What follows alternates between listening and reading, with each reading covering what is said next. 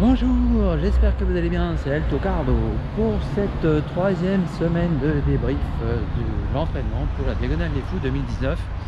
Alors, comme annoncé, cette semaine c'était une semaine, on va dire, plus ou moins repos, parce que j'étais très fatigué.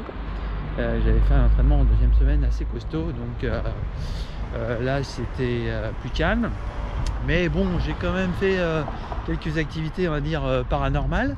Vous verrez, là j'ai quelques images pour vous. Donc c'est l'activité bois que j'affectionne particulièrement. C'est déplacer des stères de bois avec ces petites mimines. Ça fait des squats à chaque prise de bracelet de bois. On met ça dans la boîte, on le déplace sur 100 mètres, sur 50 mètres. Et il faut tout redéposer ça pour bien l'aligner. Donc ça fait travailler un petit peu, bien sûr, les muscles du haut. Enfin, je suis assez dépourvu de façon naturelle, mais ça fait travailler aussi les petites gambettes. Et puis quand ça dure 2 heures, 2 heures et quart, bah, en plein cagnard, forcément, ça le fait quand même un peu aussi. Voilà. Après j'avais fait de la marche nordique et un petit peu de footing, et puis vous verrez pour la semaine prochaine. Pour ça j'ai l'air sans doute assez fatigué, parce que hier j'ai pas mal donné de mon corps, des activités sportives, on s'entend bien, donc vous verrez ça. Alors sinon, je tenais à vous féliciter, si, si, je tenais, puisque vous avez explosé le nombre de j'aime, et ça c'est top, tip top. Et donc je vous dois un secret. Alors, bon, il y a des voitures qui passent ici, je sais pas si je peux le dire. Alors, bon, allez. Bon, c'est un secret à 2 balles, hein, mais bon. Comment faire pour pas craquer? En fait, chacun a vraiment sa technique. Moi, je me construis ce que j'appelle des références positives. Par exemple, hier, pour raconter ma petite vie, donc j'ai fait une course de 4 heures. Il fallait courir pendant 4 heures, voilà, on tourne en rond. Et puis même si ça n'a rien à voir avec la Diagonale des Fous, puisqu'il n'y a pas le dénivelé, il n'y a pas tout ce que vous voulez dans la diagonale, il n'y a pas les escaliers, etc.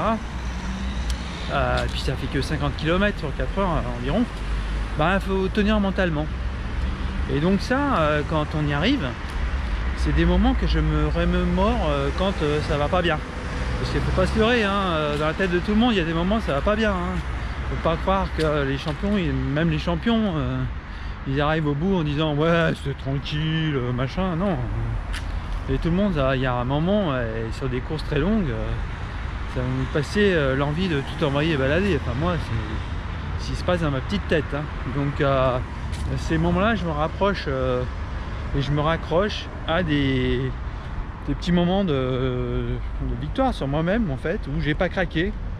Parce que je pensais à autre chose, parce que j'avais des victoires en tête. Et donc je remémore ces moments-là, donc je les ai bien ancrés d'image visuelle, en fait, je suis assez visuel, des moments de souffrance. Et quand ça va pas bien, je me repasse ça, je me dis, tu vois, là t'as tenu. Donc c'est pas cette petite connerie là qui va te faire plier. Si t'as tenu là, c'est que tu peux tenir là aussi. Et voilà, je me construis un peu comme ça. Après c'est pareil, même pendant l'entraînement, c'est-à-dire que là j'ai quelques images aussi à vous montrer. Quand il fait un temps vraiment merdique, c'est pas grave, on sort et ça fait pas du bien au moment où on s'entraîne sous la flotte. Là c'était sous la flotte, mais voilà, c'est aussi, ça on s'en souvient, même si c'est pas un gros effort ni rien. On se dit bon ok, là les conditions météo sont pourries, mais ça tu l'as fait, t'as pas craqué, t'étais pas obligé, c'était un entraînement. Il y avait personne pour t'encourager, personne pour te regarder, et pourtant tu l'as fait. Ok, donc si ça, t'as pu le faire, t'as pas lâché le morceau, et là il y a des gens pour soutenir, il y a plein de choses, voilà quoi, ça va le faire. Il n'y a pas de raison. Voilà, c'était mon petit truc pour pas cracouner dès qu'il y a un truc qui va pas bien, parce que c'est clair que dans un ultra il y aura foultitude de choses qui vont pas aller comme on l'avait imaginé. J'ai eu le cas sur les 100 km de Millau, j'avais escompté sur avoir la musique dans les oreilles à partir de la moitié du 100 km, à partir des 50e. bah que dalle, j'ai pas pu avoir accès à mon sac, etc. Donc ça c'est des trucs que je me souviens, parce que j'ai bien performé sur ces 100 km de Millau, malgré franchement un truc qui m'a vraiment atteint au moral, parce que là ça m'a vraiment foutu le moral à zéro.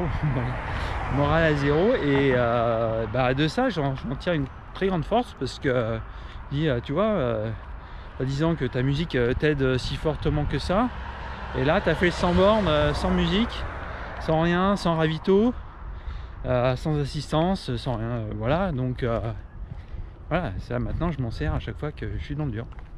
Voilà, c'était le petit secret que vous avez gagné.